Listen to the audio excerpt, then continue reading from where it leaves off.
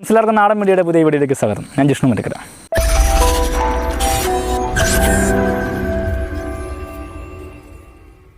അപ്പോൾ ഫ്രണ്ട്സ്, ഞാൻ കഴിഞ്ഞ വീഡിയോ ഞാൻ പറഞ്ഞിട്ടുണ്ടായിരുന്നു നമ്മൾ വൈഡ് വീൽ ഇട്ടിട്ടുണ്ടെങ്കിൽ നമ്മുടെ വണ്ടിയുടെ സൈഡിലോട്ട് ചെറു കളിക്കാനുള്ള സാധ്യത ഉണ്ടെന്ന്.